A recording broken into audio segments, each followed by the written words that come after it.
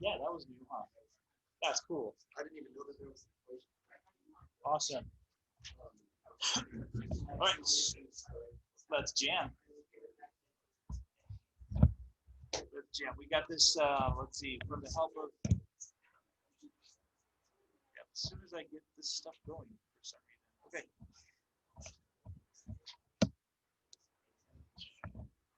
Thank you. All right, Charlie. Oh, let's go with it. So linear equation of a line. Here it is when we graph a line, thanks to Descartes from 500 years ago, fusing geometry and algebra together in one little thing.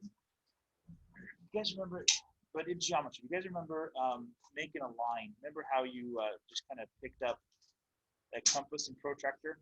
And I think you went like this right here. You made these little two lines like this. You guys remember that? And then you made another two lines like this. And then you put a line through them, right?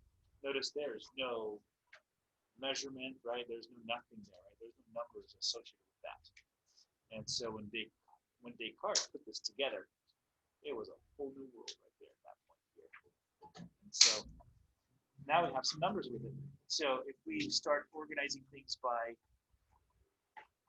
numbers going sideways, and then also numbers going up and down, like this, we have ourselves an equation of a number line here. So y equals to mx plus b.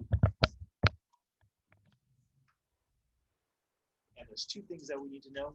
This guy is where it crosses the y-axis, and it's called the y-intercept. This guy is called the slope or the steepness of the. That's funny. My little pen. I guess I have to hold it like this. It's the slope, it's the steepness of the graph.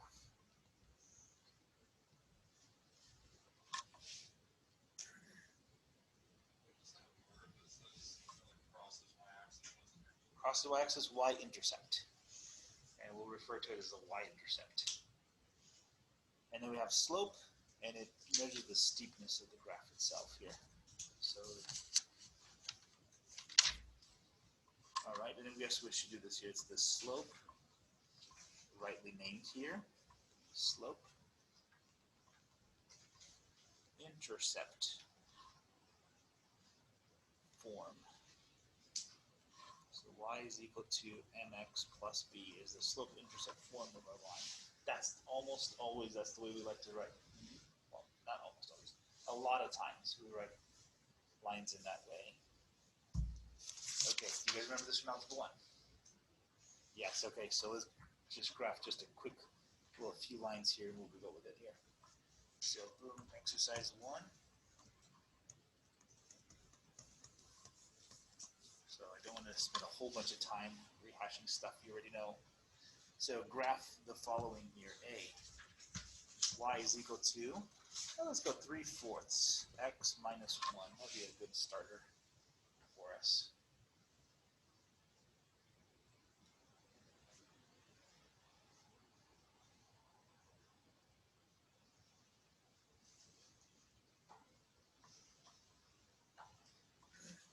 And so if you can go ahead of me, that's cool.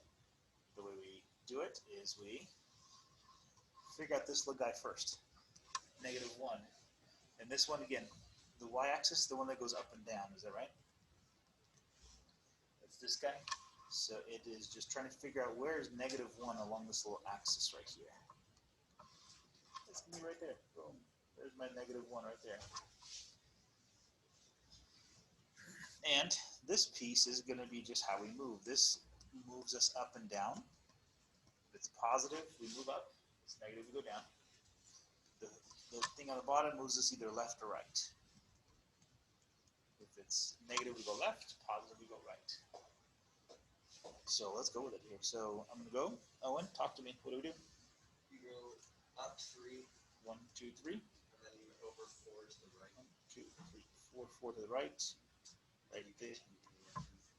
Yes, okay, so a few things here. Once I get 2 points, I can draw my line and we're good to go, right? Or I can keep on going. I can still go 1, 2, 3.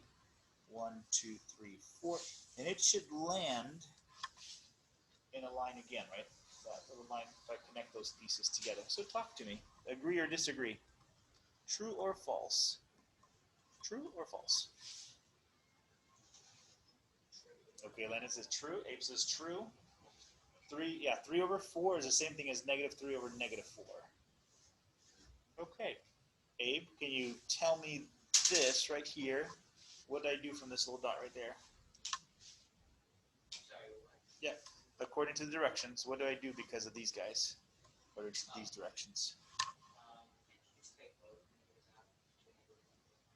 Ah, but I want to keep the negatives in there. Yeah. Because of the, okay. Okay. Come here. Yeah, 1, 2, 3 down because of the -3. And 1, 2, 3, 4 to the left. 1, 2, 3 down. 1, 2, 3, 4. And notice this little fun thing right here. Do they still line up in a straight line? Yeah, absolutely. So any which way you go, as long as you're moving it the correct amount, you're going to get yourself that straight line. So Owen said we only need to do to have 2 points. That's cool. And we could switch them up like that as well. We can switch. So that's cool. Come on in. Okay, next one. So I think we're good there. Let's do a negative value. So how about -2/3 x plus 4, I guess. Go. Now we'll take a look at the funny, weird ones.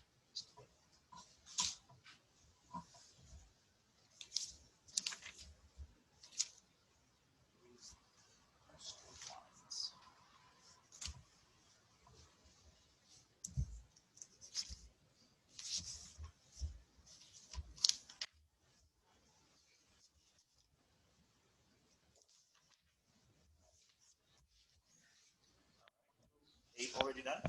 Yep. Cool. 6, 1, 2, 6. Cool. 1, 2, 3. So how about start off at 4? Everybody starting off at 4? Going down 2, 1, 2, and then 1, 2, 3 off to the right this time. Okay? So I'm only using one of them to be the negative value.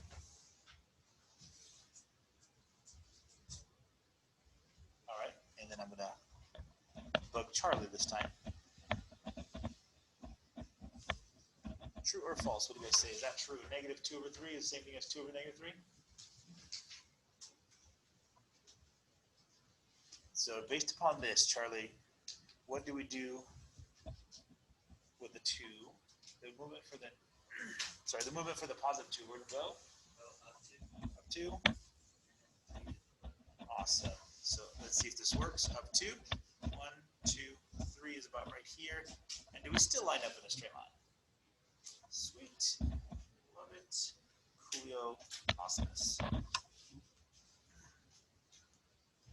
Okay. C. Now some toughies here. I'm going to throw some toughies at you guys here. Forget the x, forget everything else, just a y = 2.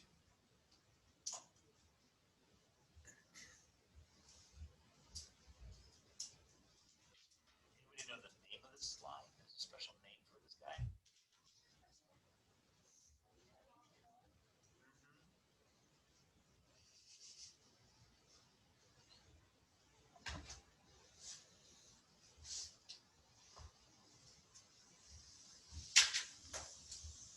Let's see. Notice there's no x's here, right? So x does not have a relationship here whatsoever. If that's the case, we could do this by dot by dot. Or we could do it by table. Remember how table, if we're stuck with something, we can always do it by table, x and y. Let's go 4 dots just so we get it. This says that y is always 2, y does not change whatsoever. That's it. Because there's no x in here, there's no relationship between x and y. Therefore, x can be whatever it wants it to be. So what do you want x to be? Oh boy. I want it to be 7. I'll go with 1. How about 1, 2, 7, and 100? I'll give Abe his 100. We're going to draw onto the projector, onto the whiteboard, onto the window, So let's go with it here. So 1, comma 2 would be 1 here, 2 there. 2, 2 would be right here. 1, 2, 3, 4, 5, 6, 7 would be right here. Yeah. And You then can just put it out somewhere over there. oh, I got a little trick here to do stuff. Here's my little trick. In math, whenever we go from one value and there's like a humongous break to get to the next value, we have this little fun little thing going like this. Almost like looks like a little heartbeat. But it means that there's been a break in the graph there, and the numbers are going to restart at a certain point. So like this. Do you write down what numbers? Yeah, okay. Usually you'd have to. So did I learn something new here? And we fit Abe's point on the screen instead of on. Okay, this usually happens in statistics when you're looking at like growth of something, or you're not gonna, or cost of airplanes or something, right? You're not gonna say, okay, 1, 2, 3, then you go on, like that. And so normally if there's no splice or disconnect right over here, we usually just assume 1. So here's Abe's. Anybody know the name of this line right here when it goes straight across? Straight line. They're all straight lines, yeah. No, Your equations. The horizon line or the horizontal line. Good. Let's do the other one here. So that's the horizontal. all of them are straight lines. That one's more straight than the other. You can't be more or less straight. You either are straight. Because the other ones are at an angle. That one's like. All right, next one on the list. Oh, there's more. Next one on the list.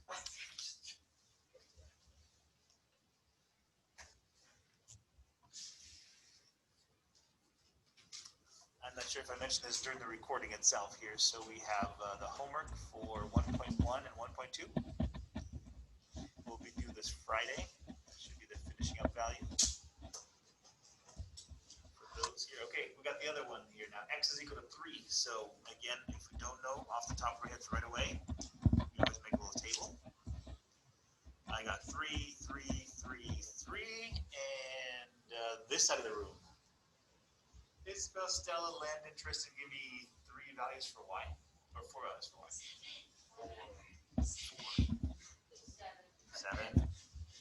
Why would you get it? Seven's a good number. 5, okay. Stella? I'm sorry. 3, okay. Sounds good.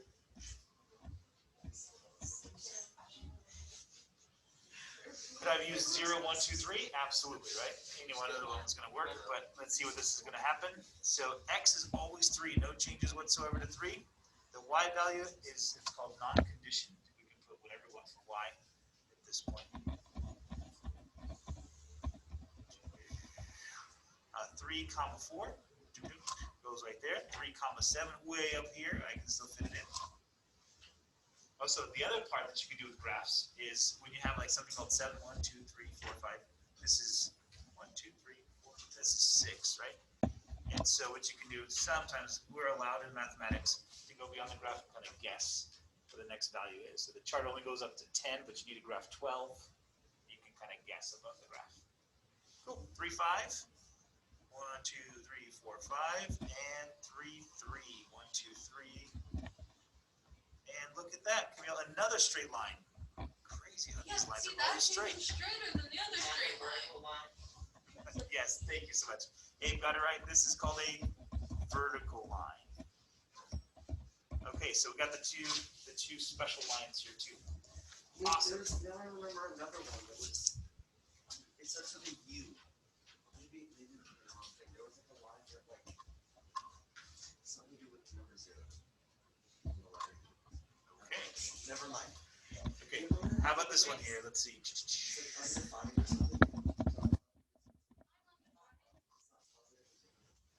Okay, let's graph this guy.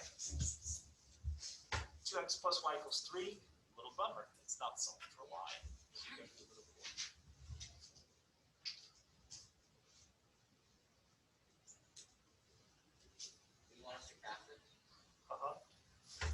So we have 2 options. we can make a table, right? And we can plug in y and figure out x, plug in y, figure out x, and that'll take a long, long time. So, easiest thing to do, let's put it back into this little form right here. Y is equal to mx plus b. What should we do to put it into form? Or what should we do to solve for y? Subtract 2x is just fine by me. So let's move that little 2x to the other side. Y is equal to negative 2x plus 3, dot, dot, dot. And now we can graph it. Okay, one little extra little piece there. Do we need to put some extra number into our equation somewhere? Yes, so for slopes always have to come in a numerator and denominator, because one is one direction, the other gives you another direction, so you always have to be mindful of that.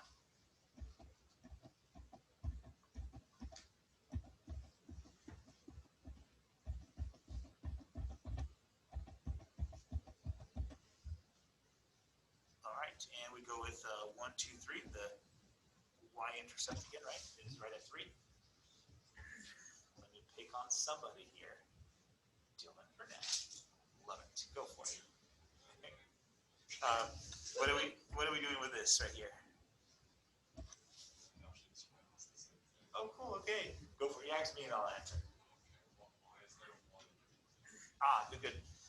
Because for slope always needs because it's two different directions. So slope always needs a value of numerator and denominator, because one is telling you up and down values, right? And the bottom value is left and right values. So you need both of them.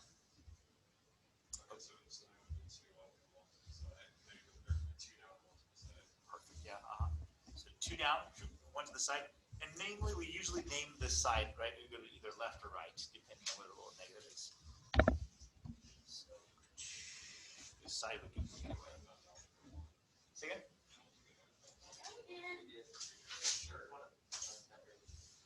Yeah. Okay. Cool. Okay. Cool. Done with some graphing stuff here. Now let's go on a little bit differently. So this little slope is very important in life itself here. So when we look at a graph, sometimes what we want to do is we want to actually determine the slope of something. Good. So I want to know how steep is this line. So we go with this right here. So this is exercise 2, I believe. Is that right? Find the slope. All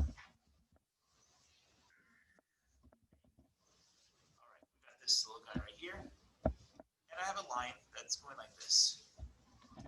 And I know this dot right here is at 0, 3. I know the dot over here is at 5, 2. I already graphed my line, or my line was graphed already. But my job is to figure out how steep is this little line right here.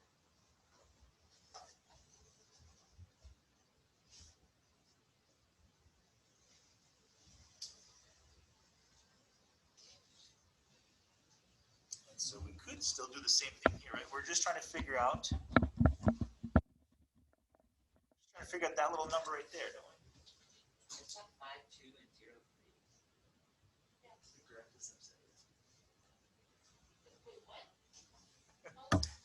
Just messing with you. That's right, because you got 3 here.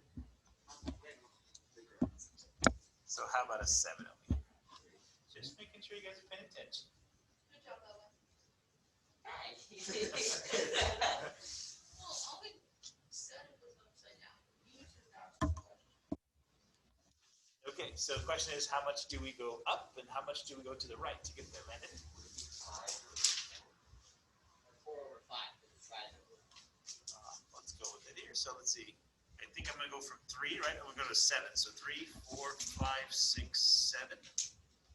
So it looks like we're going to go up 4. And then we're going to come across 5 to get to there. So this guy becomes, and here's another little formula. How about this here? 4 over 5. Everybody agree with 4 over 5? Then the next question is this. Aren't we just really, to get to this number here, to get to that 4, couldn't you just subtract 7 minus 3? So that would have been just 7 minus 3. To get to the 5, what would we have done? 5 minus 0. Okay, so we got ourselves a little formula here. So let's do this here. Let's put a formula down. Slope is equal to rise over That's more like the geometry way of saying it. Look, how much am I going out? How much am I going across, right? The algebra way of saying it is like this, is saying, look, I got 2 points here. Let's call this point 1. Let's call this point 2. And if I do that, then really what happens here, this little guy right here is actually called my x-coordinate of point 1. Are we good? This guy here has to be my y-coordinate of point 1. Everybody agreed there to call them that way. Let's go on to the next one. If this is point 2, what should we call the 5?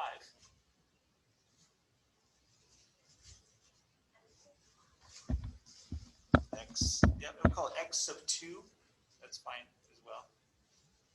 And this guy would be y sub 2. Perfect. Okay, so here's my formula. I love this. Okay, well, the 7 is coming from here. So this is y2 minus y1. Because 7 minus 3 on top.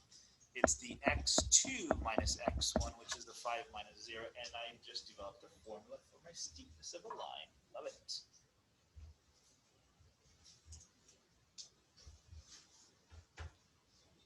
Okay, how's this useful? Many, many different ways here. Whenever we build a roof that has a little bit of a slant, we call it a pitch. And that is just pretty much a slope of something to something. If you're traveling on a highway and you go over a hill, we have this called grade. What's the grade of this street? And it's pretty much the steepness of the street itself. Okay. Let's see what else is there. Oh, and then to have a handicap access to something, right? You can't have stairs. It's like wheelchair access, right? And so I think it's a federal mandate. Federal mandate says that you have to go up 1 foot for every 7 feet this way.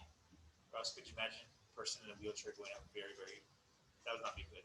Wheelchair gives out, they start going the other way. That's not good. So we get lots of things that involve slope. There was a person a long time ago, 1980s, when computers were just starting sort of to be used. What he did is he figured out the slope of stock prices. So if the slope of stock prices are actually increasing, he would buy the stock, and when the slope just started to decrease just slightly, he would sell the stock. And it was just this little quick little boom, boom, and he was the first day trader. That was it. That was day trading. He made $1 million in like 6 months. And then his formula was banned for using. So Wait, why was he banned? he would because in 1980s they said we cannot use electronic methods for buying stocks. That was 1980s. Then he did it first, yep. And then afterwards, then of course now you have electronic devices that do that. But not his formula though. His formula was banned from using because it was so effective. People still can't use the formula. Not his, no. You come up with your own, but not his. Is this like Fox, bro? Say again? How do you get caught from using this formula? I don't know. Like just use it every other week. IRS will find you. They always find you. No, they don't. They haven't found me yet. Is this like a box graph or something? Say again? Was he using like some sort of box graph?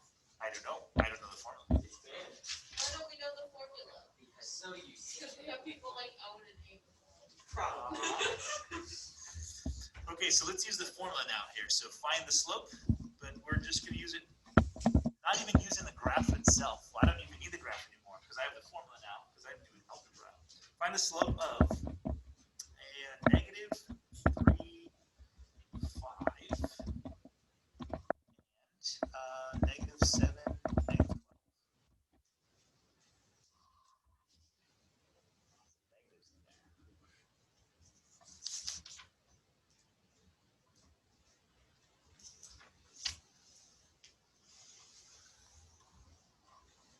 So according to formula,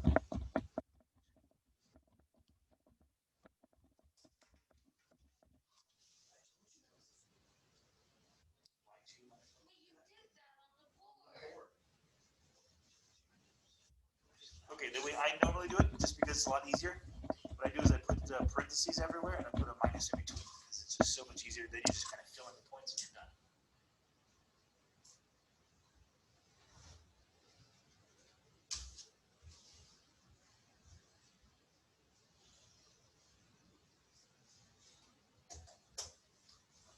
So let's do this here. So y2, how about this? I say y2, you guys give me the number here. Tristan, y2? Negative 12, just caught you. Let's see, let's go down the middle row here. So Owen, y1 Is 5. cool. Annette, x2, awesome. And Dylan, x1, perfecto. That's cool like that. Awesome. Okay, so some free algebra skills here. Guys, I'm going to add this right here. I'm going to put a plus sign here, but I'm going to make this guy to be a negative. Are we good? On top. Subtracting positive, same thing as adding a negative. The way I do that is because now I have common signs here. A lot easier to add than subtract. So negative 17 on top. Everybody good there? How about a plus plus over here? And how about a negative 4 on the bottom? And whenever you have two negatives in a fraction, we do normally take them off. So this slope is actually 17 over 4. Isabel, we're good there. Do we need another problem like that, or are we okay? Let's see if it gets challenging. Of course it gets challenging. How fun is that? Yes, we do need a problem with that. Ready? Ooh, 1/2, 1/3, 2/5, negative 1/7. Oh man, have fun, guys. Got some fractions thrown at you.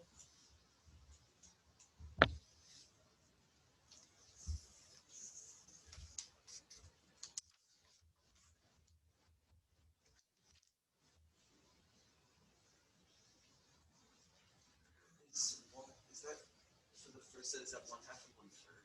Yeah, 1/2 and 1/3. Sorry, that is a 3. And then 2/5 and then negative 1/7. All right, give you guys like 40 seconds. Try it yourself. Go.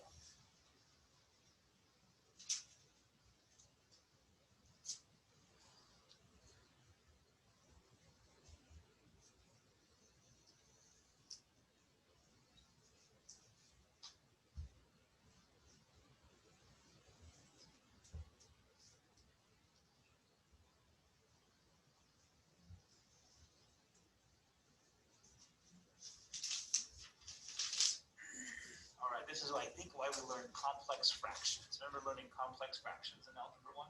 We learned it in the appendix as well. So this is it right here. Complex fraction. Here we go. So the formula is already on the slide, so I don't need to do that again. I'm going to create my little parentheses on my subtraction signs here. So y2 negative 1/7, 1/3 in the other bubble, 2/5 in the first one, and a 1/2 in the next one. Love it. Okay, so plus minus. And I'm thinking I need a common denominator of 21. Everybody agree there? So let's see. 7 times 3 gives you 21. So 3 times negative 1 is negative 3. Oh yeah, sorry. This little minus sign should be right here. Minus sign. 3 times 7 gives you 21. So that's going to be that. And you know what? I might as well just work it out because I'm just concentrating on the same fractions, right? I might as well just kind of finish it off. So how about negative 10 over 21? Are we agreed on the top? Okay. On the bottom, I think, here's plus. Again, it's a lot easier to add than subtract. So I just need to do that little guy right there. So adding a negative 1/2 now instead of subtracting a 1/2. Common denominator is 10. It is 10. So let's see, 2 times 5 gives you 10. 2 times 2 is 4. 2 times 5 gives you 10. 5 times negative 1 is negative 5. Okay, so again, dealing with that fraction. 4 minus 5, negative 1. Yes, there it is, and that's why we dealt with complex fractions right here. So I got myself the top remains exactly the same, and what I do is I flip this guy around. All right. So the 10 goes on top, the negative 1 goes on the bottom. Now let's see what else we have here. I've got the negatives that will cancel each other out anyways. Anything else cancels? I don't think so. Huh? That's just the way it is. So multiply straight across. The 10s don't cancel. That was a little trick there. They do not cancel themselves. That's just 100. So it's 100 over 21 is the slope. Funny numbers. Still the slope. Homer.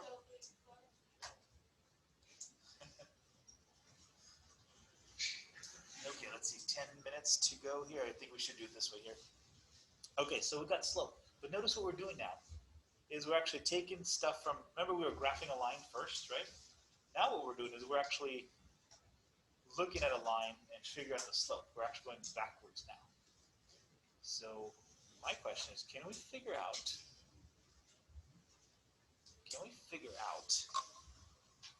the equation of a line if we know some information here? So let's do this here. So example, you guys have to keep me honest here. Are we example 3 or 4? Thank you. Now let's do this here. Find equation of a line.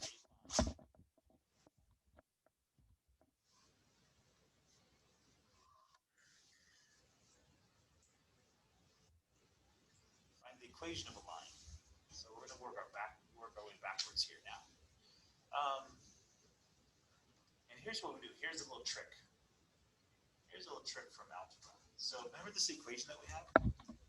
M is equal to y2 minus y1, x2 minus x1. Notice these guys are 2 points, right? And then we have our slope. And so what we do here, cool little trick, is we say, look, instead of it being like 2 numbers, 2 coordinates, we're going to erase this guy, we're going to erase this guy. We're going to make them to be variables themselves. So the y and the x are the variables. So if we go like this, m is equal to, now it's just y minus y1, x minus x1. Okay, it doesn't look like very nice here. So what we do here also is we multiply. We're kind of setting up the little formula here. We're multiplying that right here. Those will cancel.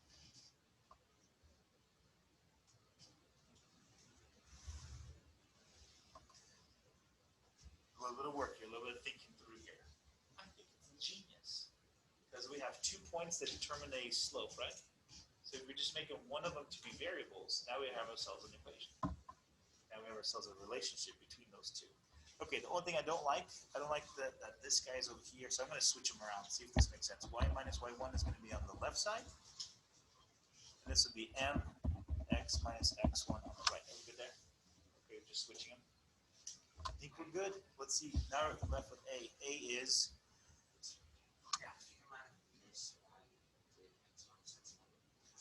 so instead of having a connection just between one coordinate and another coordinate, since we're trying to get a relationship between variables, we just drop one of them and just make them into a variable. So instead of having 2 coordinates, it's 1 variable and one coordinate. Again, it's not like something, it's like one of those ideas in your head, right? It's a light bulb moment. Like, oh, how about if I just do this? Like, that's so cool, it works. Anybody have those? No? Okay. So let's do this here. I have this. I know that I look at a line and I notice that my slope is 2, and I know it crosses through 3, 4. That's what I know. Just by checking out the graph itself. Like, oh look, there it is. It crosses through that and it crosses through that. Question is, can I get an equation of this line?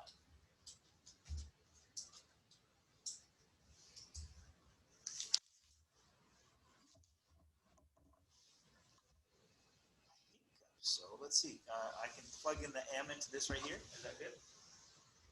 I got my variables, so I can plug in the 4 into the y1. I plug in the 3 to the x1, and I got what I need. We're good? So I just need to know my slope, and I just need to know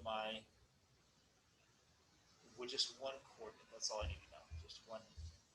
So how about this? I'm going to go y minus 4 equals 2x minus 3.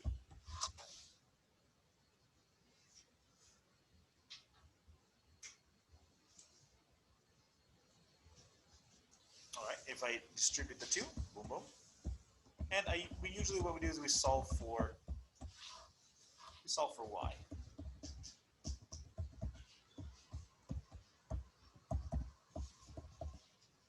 All right, are we good there? There it is. I just went totally backwards on it. I went from graphing equations, now looking at graphs back to equations. Sweet. We got ourselves a little problem. Because sometimes we don't know the slope of the line. As we look at a line, sometimes we just know the line goes to this point and it goes to this point. So let's do B. Yeah. B. So I know this. As I look at this line, I can measure, and I know it goes through 1, 1. Let's see.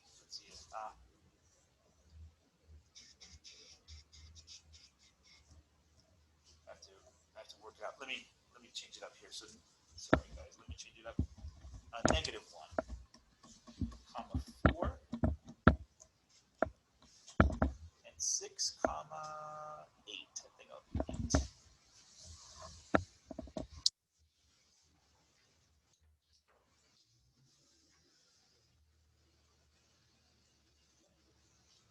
I have myself a little problem. So notice on A, I have my slope, I have my point, and I just plug it in, right? This one, I just have 2 points. That's it. Oh, that's right. We have still a slope formula, the one we used last time. Can we just do this? Can we still use y2 minus y1? And that will give me my slope itself, though, right? Then I can use that slope and then enter. That's cool. That'll work. So let's do that real quickly here. So y2 is 8. And if you want to put arrows, sometimes it makes sense when you do it like that. You just put arrows. You go from the y value, you go backwards because you're subtracting. You go 8 minus the 4, and then you go 6 minus the 2 on the bottom. So 8 minus 4. I got a 6 minus a negative 1. Ooh, tricky, tricky. Okay. 8 minus 4, we know that. We don't need to change that to addition. That's easy. That's just 4. This one, we do want to change to addition. Subtracting a negative, same thing as adding a positive, and we got ourselves 7. Are we good? Sweet. If that is the case,